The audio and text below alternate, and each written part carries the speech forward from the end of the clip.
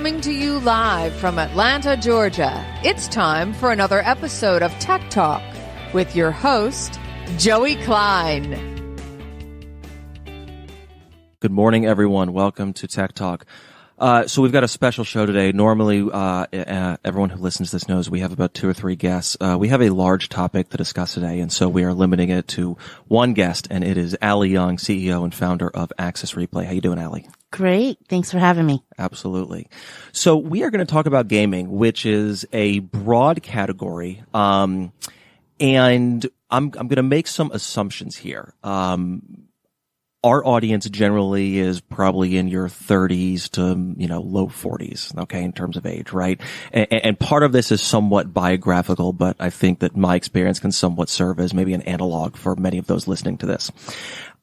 If your last gaming experience was maybe your first computer, you got to play Doom, or, in high school you played Goldfinger or Mario Kart on N64. And maybe since then you played a little bit in college at, with some buddies, but you haven't really picked up a controller in, call it a good 10 years. What do those listening, I would say probably at least 50% of this audience, not understand about the revolution that gaming is going through right now? I mean, really, when you look at the average age of gamers today, they are that 33 is the average age, surprisingly enough. I ask that question a lot, actually, when, during panels, and everybody always tells me, 13 or 14.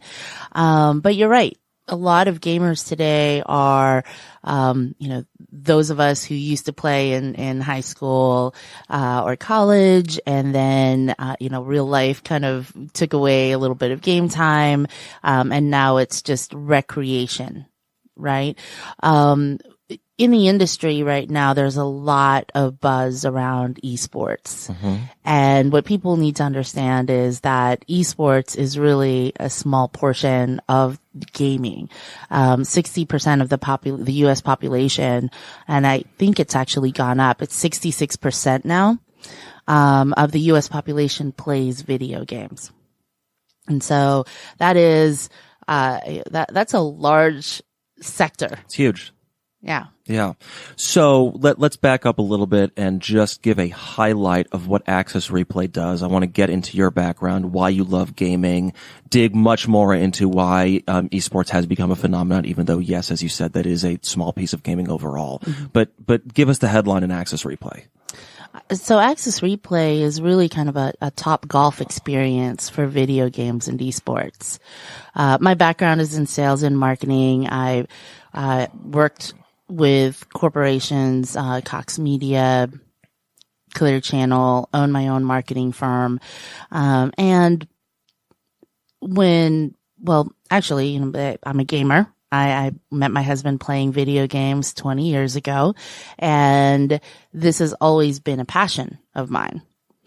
And so when we conceptualized the idea of a top golf type environment for gaming and esports, or video games,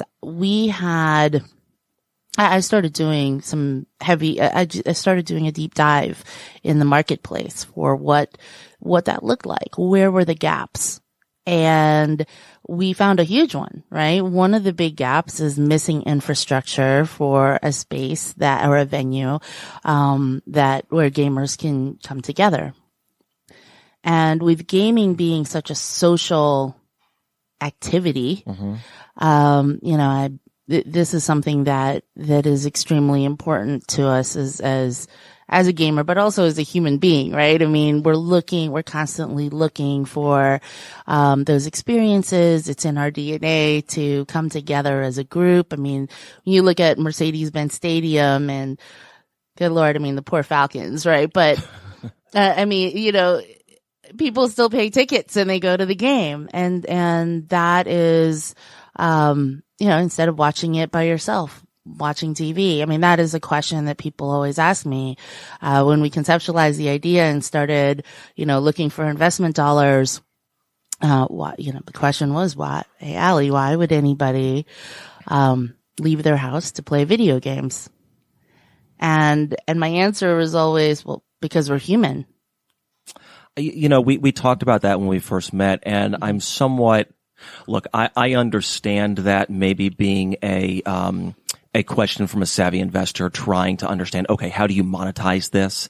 But if you take that question at face value, I don't really understand how a thinking, feeling human being can necessarily ask that, right? We all like experiences, okay? And I do want to talk about experiential retail, of course, as a real estate guy. That is of interest, and that is exactly what we're talking about here. But, to be human is to want to interact with other human beings and share experiences. I'm sure you're familiar with the trend that a lot of bands tour now, and they're doing anniversary tours of albums that came out 15 or 20 years ago, right? Where they play the album all the way through. I went to one of these last night, okay? That's awesome. And it was great. And of course, you know exactly what song is going to come next. Mm-hmm. And someone asked, well, like, you know what's going to, I mean, what's the fun here? I was like, you don't understand. Like, it's a different experience to listen to it in my car than to scream it along with everyone else who knows it too and remembers what it was like when they heard that for the first time when they were 14. Yeah. I'm so confused at people that don't get, whether it's gaming or whether it's anything social. Yes, you can stay in your house to do it, but, our biology, our makeup is still the same as it was thousands of years ago. We still want to get out and interact with people. Absolutely. Actually, when you said that, I got chills because, the relaunch of the 15-year-old game World of Warcraft, they did a WoW Classic relaunch basically. And we had an event for it. Just, hey, let's just put together an event.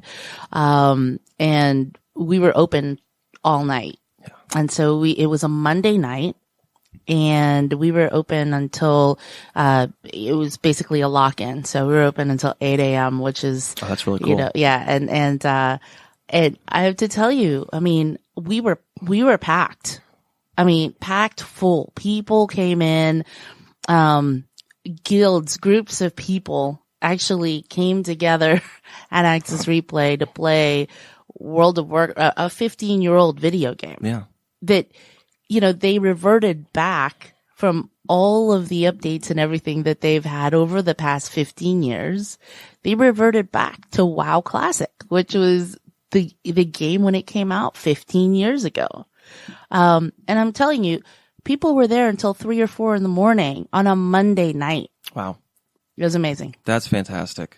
Well, I actually want to talk about the community aspect of it because it's not like going somewhere to game is necessarily a new concept, right? We've had arcades.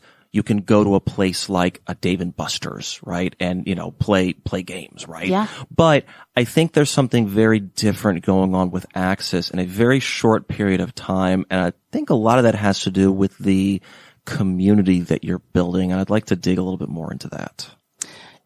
So we are all about experiences for gamers and their friends. And what we found, we've been open since January, and we found that, each gaming community, like I said, 60% of the U.S. population plays video games. Mm-hmm. So, when people ask what games you play, there could be 100 different answers. Right. Just like when somebody says, hey, what kind of music do you like? Right? It's such a huge swath of demographics. Right. So for the communities that we serve, each one really has its own unique, passion. Right? I mean, you have the fighting game community, which in Atlanta is a huge deal, made up of some older players who are, into Street Fighter and Mortal Kombat and Tekken, right? And those are fairly old games, and Dragon Ball Z, and that group requires a different experience. Mm-hmm. Than, say, the Fortnite the Fortnite guys, right? Or girls. And then there are also, the high schools who are getting into esports now, and that's a totally different sector. Because they're they're playing, I don't know if you guys knew this or not, but but Georgia just declared last year esports as a sport. I've seen, which is amazing, and so there are 3 games that the schools play, so they're competitive with it, and that type of stuff, and they require a different experience. So the communities that we're building are based around these pockets. And then you have Dungeons and Dragons players, right? I mean, we have a huge Warhammer tabletop event. People are flying in from all over, for this 3-day, tabletop event. So each one is about different communities. Well, this actually brings up an interesting business issue, because you've launched in January, right? You're very much a startup. Yeah. And so you've got, as you mentioned, a wide swath of demographics, right, that you're catering toward here. Okay. But you are a startup organization with limited resources and bandwidth. So how do you cater to this population and get everyone who should be interested in access, while also keeping your eye on a goal and not, spreading yourself too thin? Yeah, so that's a challenge, for sure. I mean, like I said, my background is in sales and marketing, so thank God for that. That's one. And there are companies who have tried over the past 5 years, to create something like an Access Replay, and they've failed. And I think it's because they're not open to the fact that gamers require their own little communities, and they want to be social on their terms, and each one of those experiences have to be unique. Does that make sense? So, let me share this with you. For example, for us, we understand and accept and embrace that our communities are going to be vastly different. And we make sure that the experiences that we have at Access Replay are just as diverse. Yes, we have our target market and our target demographic, which, when you look at it, it's gamers, right? In the Atlanta market, and the DMA, and how do we engage those people?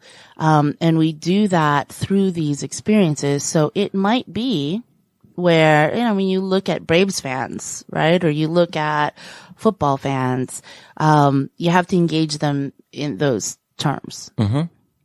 Well, and I think what seems in addition unique to what you're doing is, okay, so I mentioned traditional arcades or Dave & Buster's, right? Okay. These, to me, those are somewhat reactionary. And what I mean by that is that, you're the one choosing to go there. You think about, let's go to whatever, Dave & Buster's is the example I'm using, okay? As opposed to what you're doing, which is, yes, of course, you want people to, actively choose to come to you, via a membership, okay? But you're also holding these events. You're also putting these communities together, whereas you are going to the community, giving them a reason to come to you. And I think when you look at the larger category of, I put mixed-use real estate developments, I put experiential retail in here. When you look at the ones that are successful, they're not just standing on their own. There is an active programming group behind, whether it's a development or whether, it's Monday Night Brewery. I just learned this. Monday Night Brewery, the new one on the Southwest Beltline, 200 events a year. right? It's not because they can't just, there's a ton of brewery competition, right? You can't just serve beer. You have to provide a reason for people to join that community and come out. And so what sounds to me unique about what you're doing is you are curating that as opposed to just letting this facility stand there and say, hey guys, we have games. Why don't you just come play? That's well said. We really focus on, when we opened, one of our very first strategic partners was DreamHack. Mm-hmm. And when you go to a DreamHack, I don't know if you got a chance to go in this November. No, we talked about it. I wasn't able to make it. I really wanted to. Well, it's the largest gaming festival, essentially, in the world. And DreamHack is all about the lifestyle for gamers. So when you go there, they have, it's a big LAN party. People come in and bring their own computers and play video games, but you also get to try out new games. You have apparel. There's an expo you get to try out equipment and peripherals. And then at night they hold concerts, and where they have artists come in and the gamers get up and they watch these concerts. And, so really it's all about the gaming lifestyle. And we've really modeled Access Replay around that, right? Because as a gamer, it's not just about the games. It's about our life as a gamer, and being able to integrate that. And in fact, so Access Replay is a live, work, and game community. We offer and provide a hot desk and co-working space during the day, gaming at night. And half of our members are in fact our co-workers. Interesting. Before we breeze past this, and we've gotten deep in conversation at this point, obviously, but where is Access Replay located? So we are right on Krog Street, across from Krog Street Market in downtown Atlanta. Okay, fantastic. So you are right on the Beltline. Yes. Atlanta's beachfront property. Perfect. So anyone who works in that area and they could or could not have an interest in gaming, but they want a place to co-work for the day, they can come to Access Replay and do that. Absolutely. Very cool. Okay. So I want to go back to esports. All right. Because people may have misconceptions about what esports is. If they've been paying attention, may have seen that there are now people playing esports at a very young age, winning lots of money to rival some of the largest prizes in more traditional athletic sports. So what is esports and why has it become such a force to be reckoned with?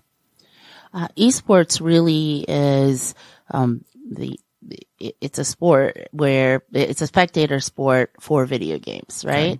Okay. And that's the simple answer for that. The reason I think that it's become such a force to be reckoned with, you have a lot of, fans of sports and traditional sports, right? I mean, I might be a Falcons fan, but I don't play football. Yeah. Right?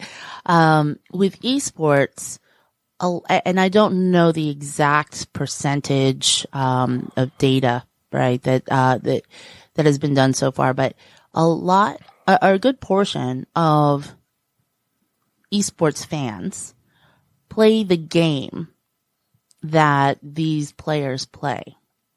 So there's an added level of passion behind it. Right. And then also the engagement that you have with digital athletes is so much more than the typical. So, for example, we've had 26 pro teams practice out of Access Replay, and they use it as a practice facility because we have 10G internet lines. We have the fastest internet in the country right now in a retail space, which is amazing. And also we have top of the line gaming equipment there. And these teams, when they come in and practice, you could be a member at Access Replay and look next to you, and you're sitting next to one of the top 5 Fortnite players in the world, right? You don't get that kind of level of engagement. I mean, you could be, that's like going to the gym, playing some hoops, and all of a sudden Michael Jordan is right next to you. And so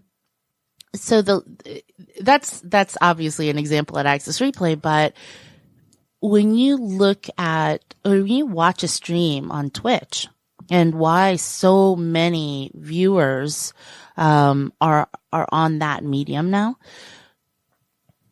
the level of engagement from these guys when you're watching somebody practice and play, and they're saying, "Oh, hey, hello, Joey, how are you?" You know, like when you log in and you say, "Hey, so and so," that's like watching Kobe play and being like, "Hey, Kobe," and he responds to you. Right.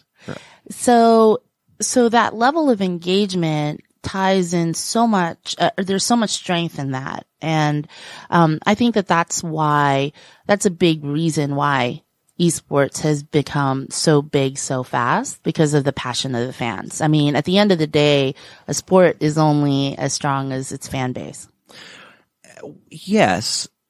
Yes, absolutely, right. But what you've brought up is something interesting, because we haven't, whether you're a fan of music, of movies, of high art, of athletics, you don't really get a chance to interact with your idols, right? Like I couldn't, like this is like if I, posted, I'm a guitarist, right? If I posted something, on YouTube and like Jimmy Page responded and he was like, "Nice lick, Joey." I'm like, that would never happen, right?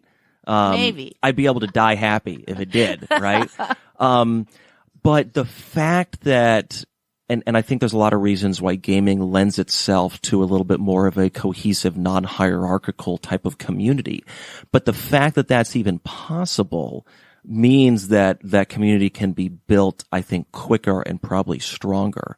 And of course, this is something that would not have even been possible, I think, even 10 years ago. Absolutely. I mean, 10 years ago, there were barely comms, right? Or communications or devices or apps that you could use when you're playing a game with your friends even, right? I mean, it's technology's come a long way for sure. Okay, so you as a businesswoman have, you're a gamer by heart. You've identified all these business reasons why at this point in time it makes sense for you to establish something like Access. Talk to us about, because I like to get in the psychology of an entrepreneur, okay? So talk to us about the journey from quitting. I mean, obviously you're still in sales and marketing, right? We're all in sales and marketing. Absolutely. But quitting sales and marketing in a more formal way and venturing off to start Access. So that's a great question, because, on the operational side, obviously Access Replay takes a lot more of my bandwidth than a marketing firm did. When you have a facility and a venue, the operations behind it has to be extremely strong, and solid. And I have to tell you, the team that I have now, I mean, I went from a team of 5 with my marketing firm to now, Access Replay has a team of 18. And that's just one location. Yeah.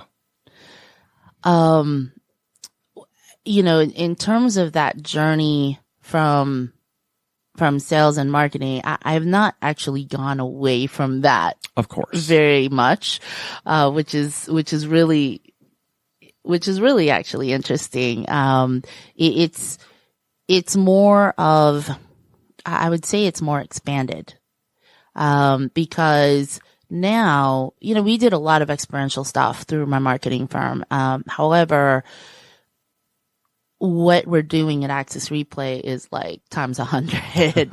And so that piece of it has been different, and expanded. Obviously, the day-to-day, the operations, I have a great team, so that's been their focus. I would say the biggest difference for me has been on the investor side. I bootstrapped my first company. It was not, I didn't need investments for it. And this part of it with getting investors has been different for me. And from an investor perspective, you have partnered with Rise Ventures. I have, and in fact, we are. I can't say it yet until everything is signed off. But what I can share is we have partnered with several angel investors in the Atlanta market who are some pretty big names. So Sig Mosley is one. He's an investor and he's also on our board. He's very big into tech and he's godfather of investments in Atlanta. Sue Ribb, who is an incredible mentor. She is also the managing partner with Atlanta Music Fund and kind of brings in the entertainment sphere into our world. And then, of course, Champ Bailey, former pro Hall of Famer, Georgia native, he brings in that side of the world in terms of sports and traditional sports, which is amazing to see, because when you look at the diversity of even our investor pool, it really it matches. Number one, our customer base. It matches what we're doing in terms of diversity and also connecting traditional sports, entertainment, and esports and gaming together in kind of under one roof. All right. Well, so it sounds like you reading between the lines, you have something exciting to announce, but we can't talk about it too much. So we'll have to have you back on to discuss. Speaking of traditional sports, I want to touch upon the corporate sponsorships, and corporate programs that you've been a part of. And, specifically, I'm thinking of work with the Braves, but of course I also know that, you do corporate work with, like corporate memberships, on organizations that have nothing to do with traditional sports. So touch upon both of those, because I think I found them definitely very interesting when we first talked about them. Sure. So some of our biggest partners this year, has had things to do with esports and gaming. Obviously the Braves with the traditional sports side and tying in, what we did with the Braves was really interesting. We created an experience for the Braves, that brought their fans closer to their players, through the Atlanta Players Cup. And what the Atlanta Players Cup was that it was a fundraising event. And actually the way I pitched it was, hey, let's do a new kind of golf tournament, right? Yeah. One that the players want to do in the heat of Atlanta summer. Right. With air conditioning. With air conditioning. Yeah. So we had the Braves, Acuna, Albies, Fried, Luke Jackson actually owns a Fortnite team. Wow. And we had, RBK, which is, Luke Jackson's team, come in, after a game, Acuna, Albies, Fried and some other players, came in and played Fortnite to raise money for the Braves Foundation. And it was so much fun. So the greatest part about that event is, obviously it took there was a lot of red tape around, MLB distribution, et cetera, and partnership. But the partnership there, we only had 3 hours to promote this streaming event. Okay. There was only 3.5 hours of content, and we were able to have, we had 227,000 views. Whoa. It was insane. And this is the kind of power that, that gaming has, where it really, it humanizes, and the folks from the Braves team are like, it humanizes the players. It's no longer, I grew up in the Michael Jordan age, right? Where it's like, they have they're almost idols, and right. having this kind of engagement just strengthens that bond from fans and players. So that was one. We worked with AT&T this year with some phenomenal activations, where we created an experience for the gaming community, Madden community, and then also Injustice 2 in the fighting game community. We had these tournaments in conjunction in partnership with the Falcons, where we had some Falcons players, cheerleaders, and AT&T curated this event. We had it at Access Replay. The players played, and the finalists from that actually got to play at Mercedes-Benz Stadium on the Halo board. I mean, getting out on the field, like Falcons jerseys. That's incredible. Oh my gosh. It was like, I mean, these guys will never forget that experience for the rest of their lives. Yeah. And that is the authentic way to do those things, right? Like, I mean, when you create experiences like that, when you create fans like that of your brand, that's the kind of stuff that I love to do. That there's nothing that builds sticky brand loyalty like something like Yes. that. Yeah. So, and this is, and look, sometimes I ask questions because I know the answers and I want the answers said out loud. This one I just popped into my head and I'm curious about. So, anyone who, tracks Georgia politics knows that, casino and sports betting have been a big topic of conversation. Some of the largest political donors over the past couple of years are casino organizations. And I'm curious, with sports betting being such a topic of conversation, is esports betting a thing? Is there like an underground esports betting organization? Is this something that people see as another revenue stream, or it's somewhat in its infancy and we haven't gotten there yet? It's definitely coming. Okay. And I believe I just read something recently in New Jersey. But I do know that it's been in progress for many years, in terms of, I have a very close relationship with MGM in Vegas, and they, there's a lot of things going on there, with esports, as you know. And there are talks and there have been a lot of advocates in Atlantic City. For Georgia, I believe that, betting for sure is coming, right? I think they're building a casino, right? The first one that's going to be over at Atlanta Motor Speedway.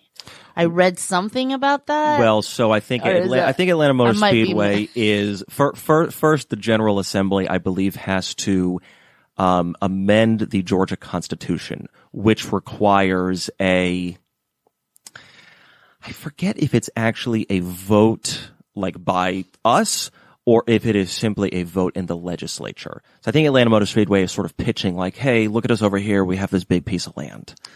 But there's been activity from a number of legislators who I think are going to bring this up in the 2020 General Assembly session. Yeah. So I know there are talks that have been going on for years and years. And I keep an eye on it. And these things kind of get pinged, to me. But I'm not 100% sure on where that is. But I do know that in terms of esports betting, that is coming. One would think if there is a desire, to bet on traditional sports, why not esports? Yeah. Yeah. I think all this is probably inevitable.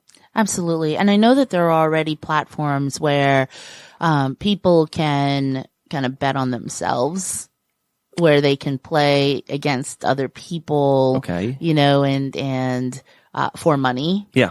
And of course there's tournaments and things like that, and that's also for money. But it's not necessarily sports betting yet. Right. Okay. Well, interesting topic to keep an eye on.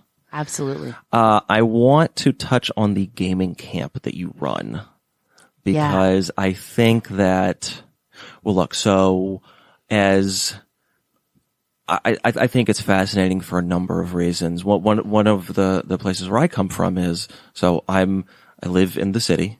I'm a parent. I think it is becoming I grew up here as well. I grew up in the suburbs, and you see a lot more people choosing to raise their kids in the heart of the city. You see the city proper population swell, right? What I don't think has caught up are a lot of family-friendly activities and venues. Yes, there are places I can take my daughter to swim, and, yes, there's parks, but, if you look at a lot of kind of the large indoor retail type spaces, bowling alleys, indoor gaming facilities, right? Minus Access Replay. Traditionally, these have been in big box shopping centers in the depths of the suburbs. And so I think that there is a lack of this in the city from a family perspective, not necessarily from a nightlife perspective. And so I'm always interested in activities for kids in the heart of the city.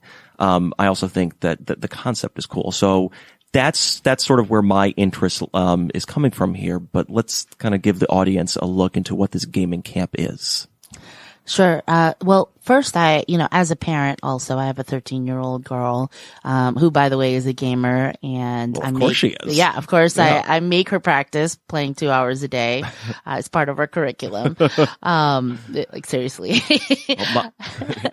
Mine is 2. There's a little ways to go there, but.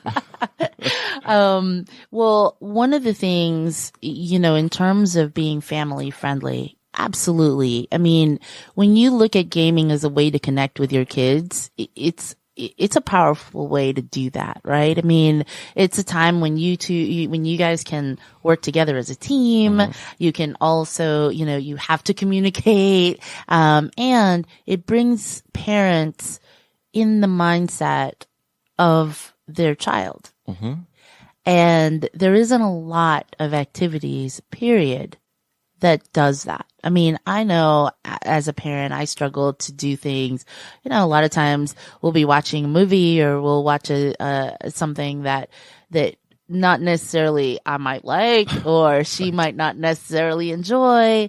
And there's always that kind of, not necessarily conflict, but, it's that disparity between interests. I get it. I cannot say that I like Daniel Tiger as much as my 2-year-old does. Exactly. So as a family-friendly activity, gaming, I highly recommend it for all parents. I mean, just even, learn from your kid, right? How many opportunities does your child get to teach you something? And, I think that's a powerful connecting point. What we're doing with our summer camp program, and, this is really fun because what I've found was, in the past years, a lot of these summer camps that are in existence, they try to legitimize gaming through adding in things that they think parents would like their kids to do, mm-hmm. right? Like, for example, coding and game development. So when we were developing our summer camp program, we had a test week this year. I was adamant that we were not going to have any kind of gaming development or coding in our summer camp because, in reality, if you go to a football camp or a soccer camp, you're not going to learn field maintenance or how to stitch a ball. Yeah. That's just not the way that works. So my thought process was that if we're really going to legitimize it or make it acceptable to parents, let's show them how we can create and help create well-rounded gamers, right? Not well-rounded people, but well-rounded gamers. So our summer camp program, includes a partnership with Mamba Sports, out from LA and, Kobe Bryant's team. And actually for 2020, we're going to be partnering with Northside Hospital as well, to provide, they'll be the provider for the medical side, of the training and nutrition. So the summer camp program has health and wellness and these groups are facilitating that for them. So we're talking cognitive skills training, mental acuity training, breathing exercises, and sleeping and nutrition and, well-rounded athletes, right? Because and it's amazing because I did the cognitive skills testing. By the way, I was not good. But when you're looking at your hand-eye coordination, it needs to be you need to have slept well. You can't be tired and exhausted. And sometimes playing too much is not a good thing, right? But activity and training includes the physical side. So that's one of the things that we do. Additionally, it's all about gaming. So we train and coach, on these kids playing a different game and every day. And it's not necessarily, they can't just come in and play Fortnite all week.